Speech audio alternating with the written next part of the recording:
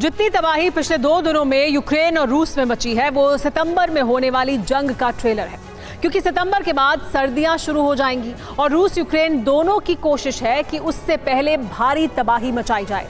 यही वजह है कि पिछले 48 घंटों में ताबड़तोड़ हमले किए गए।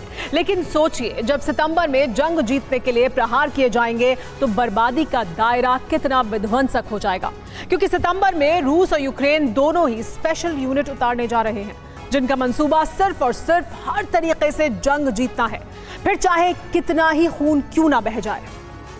थर्राती रात और डराती सायरन की आवाज,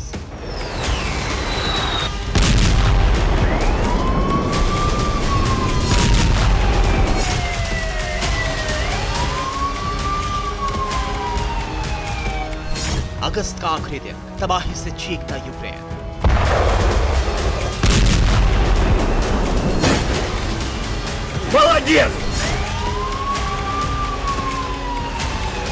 सितंबर में संहार की दस्तक, पुतिन की परमाणु सौगंध।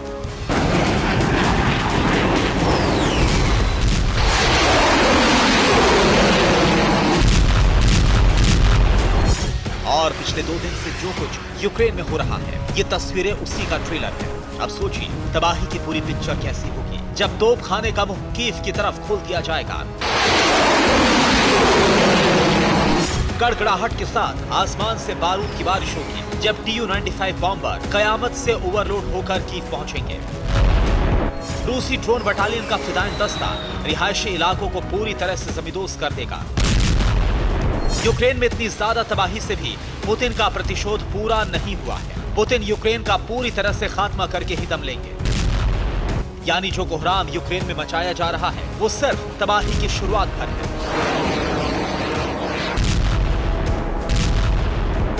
एक एक तस्वीर को देख लीजिए, समझ आ जाएगा पुतिन का मंसूबा कितना विनाशकारी है।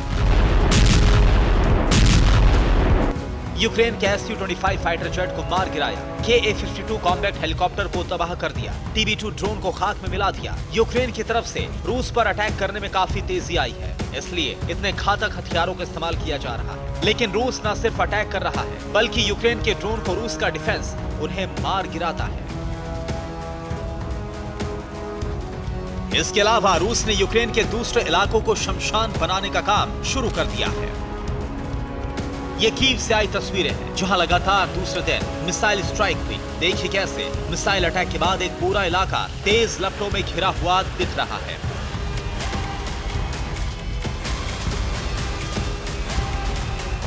हालांकि 1-2 जगह यूक्रेन ने रूस से टक्कर ली। बाखमुट में रूसी ट्रुप पर घात लगाकर हमला किया और कई सैनिकों को मार दिया। इसी तरह डोनेत्स्क में रूस के आर्मर्ड व्हीकल पर सटीक निशाना लगाकर उसे पूरी तरह से नेस्तनाबूद कर दिया। जबकि कीव में यूक्रेन पलटवार नहीं कर पा रहा है, लेकिन दूसरे मोर्चों पर रूस को काफी नुकसान पहुंचा रहा है। इसके लिए अटैक हेलीकॉप्टर से दुश्मन के खेमे में घुसकर तबाही मचाई जा रही है।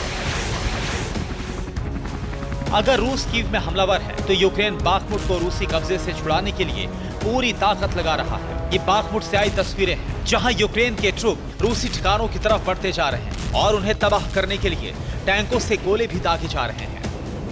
इसके अलावा यूक्रेन ने छोटे ड्रोन की बड़ी खेप तैयार कर ली है, जिससे वो रूस के टैंकों को चुन चुन कर मार रहे हैं। देखिए कैसे ड्रोन ने सटीक निशाना लगाकर रूस के टैंक उड़ा दिया।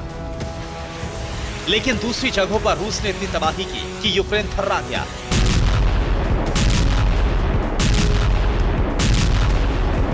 ये सुमी से आई तस्वीरें हैं, जहां एक के बाद एक कई रॉकेट्स दागे गए।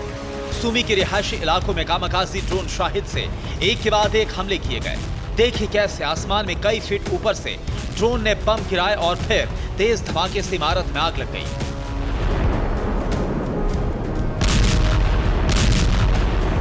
यूक्रेन के हथियार लगातार खत्म हो रहे हैं। खास तौर से यूक्रेन को नेटो देशों से मिले लेपर्ड और चैलेंजर टैंक ज्यादा कामयाब नहीं हो पाए। उनकी रूस ने धज्जियां उड़ा दी हैं। अब यूक्रेन के पास T-72 टैंक ही बचे हैं, इसलिए यूक्रेन T-72 टैंक के दम पर जंग लड़ रहा है। खास तौर से बाखमुट और ज़ापोरिज़िया में रूस ने जिन इलाकों पर कब्जा किया है, वहां पर लैंडमाइंस बिछा दी है, जिसे पार करना बेहद मुश्किल है। ऐसे में यूक्रेनी सैनिक T-72 टैंक भेज रहे हैं, जो लैंडमाइंस के खतरे में काफी कारगर साबित है।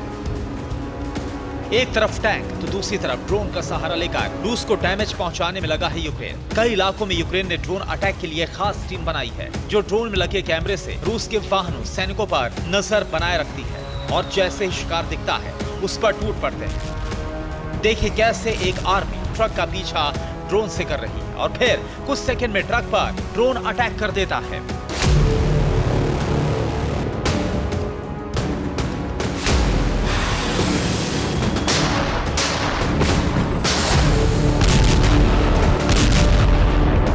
ये यूक्रेन में जंग का अभी तक का सबसे भीषण दौर है, जिसमें रूस ताबड़तोड़ मिसाइल दाग रहा है, जबकि यूक्रेन ने क्रीमिया और रूस के कई शहरों पर बड़े हमले किए, क्लस्टर बम का भी इस्तेमाल किया।